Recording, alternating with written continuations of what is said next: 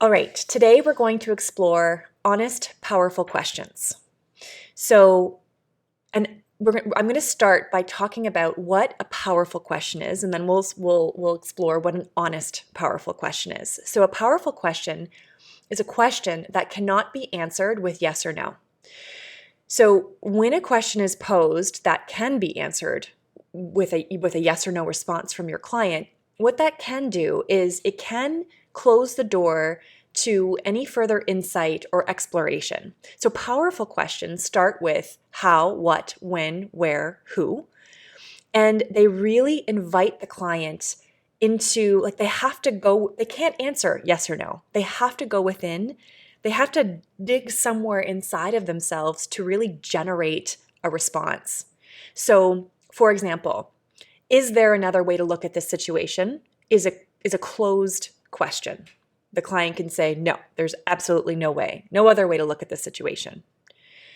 Versus, what is another way to look at this situation? So it's just very, very simply changing the is with a what opens it up for further exploration, right? Now, you're no longer asking, is there another way? You're asking, what? What is another way? And so now they actually have to go within to answer that question. Is there another way? What could be the other ways? And so it opens the door for further exploration.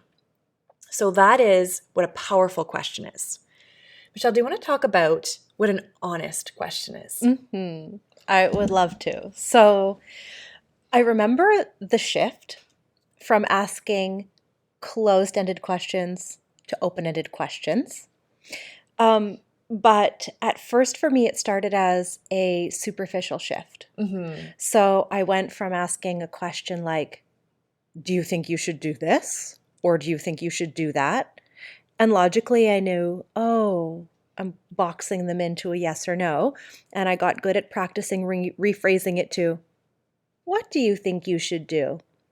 But what was still happening under the surface for me was, even though I said, do you think you should, even though I wasn't saying, do you think you should do that?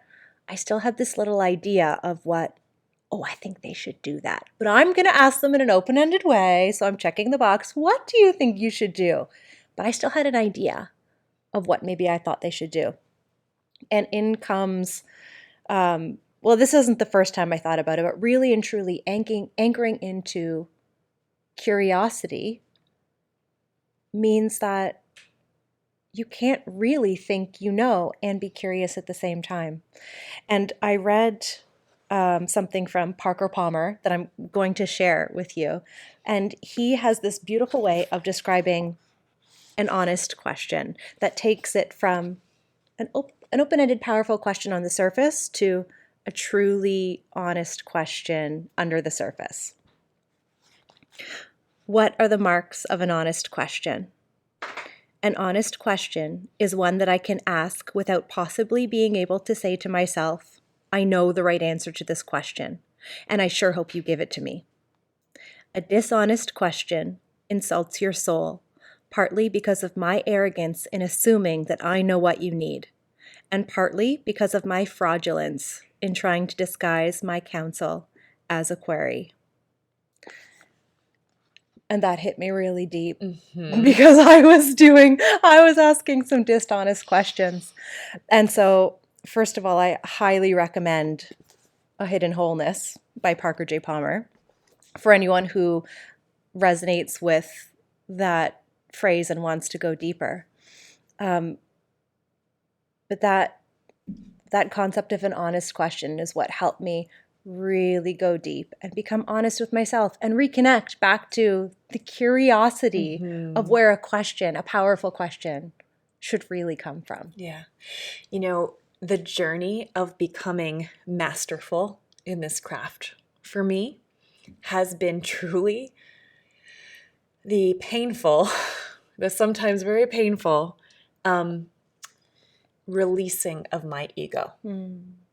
My ego thinks I know the answer, thinks I know what the client should do, and thinks that I see the way. It's so clear to me. And really practicing these skills, practicing this curious coaching posture and really what it means to sit inside of that and to embody a coaching mindset and to embody things like honest, powerful questions, has really brought to the surface all of the areas of my ego that need to be looked at and released to be the most powerful coach, right? One of our students, her name is Brittany DuPree, and I'll never forget a day in class where she said, powerful questions are the gateway to the soul. They're the gateway to the client's soul. And again, honest, powerful questions are the gateway to a client's deepest wisdom. So in the last training, we talked about client centricity. We talked about client wholeness, the client having the answers. This skill of honest, powerful questions is what draws this forward really, really powerfully in sessions. So I want to invite you into a reflection. So think about the video around creating the sandbox, when we invited you to think about what topic you were inside of, what was on your heart, and what did you want to walk away with. And I want to invite you into three reflections, three inquiries. So an inquiry is a different way of saying a powerful question. An inquiry is meant to be posed to a client or posed to someone so that they think on this over time. So I'm going to invite you into an inquiry. So the first inquiry, and it's really based on the topic that you selected in when you were learning about the sandbox. So think about your topic. The first inquiry is what is really here for me to explore as it relates to this topic? What's here for me to explore? I love to when I'm thinking about inquiries, I love to journal. I've got my journal handy all the time. And just really unpack that. Like, what is here for me to explore? And just let yourself go. Let yourself really go within to answer that question. The second inquiry, what does the wisest part of me know to be true about this topic, or about this situation you're in, or about this problem, or whatever's the heart of the topic? What does the wisest part of me know to be true? As you're reflecting on that question, you might start by saying, I don't know. I don't know what the wisest part of me knows to be true. But again, sit with that a little bit more, right? Let your pen and paper take it away and let yourself really peel back the layers. There is a still, wise, all-knowing part of you that does know the way, that does know the answer, that does know your deepest truth. And we walk around the world getting all sorts of advice, or we see this person doing that, or this expert over here says I should be doing it that way, and we're not used to asking ourselves these questions. We're not used to trusting, we're not used to even discerning the voice inside that knows the way. And so this is just a practice of getting clearer and accessing that voice inside of you, because the more clearer you can access and trust that voice inside of you, the more you can trust that others also have access to a voice inside of them, to a knowing, a truth inside of them. And that is what makes you an incredibly powerful coach. And this is why the inner work, right? That the most extraordinary coaches, they have, aside from those coaching skills, they have that one thing in common, which is that they are committed to living deeply examined lives themselves. And this is what we mean by that. The deeper you can go with yourself, the greater space you can hold for another. So that's the second inquiry. What does the wisest part of me know to be true? The third question, the third inquiry is, if I had 10 times the courage, what would I do next? So once you have, so that second inquiry is really meant to access your truth and knowing.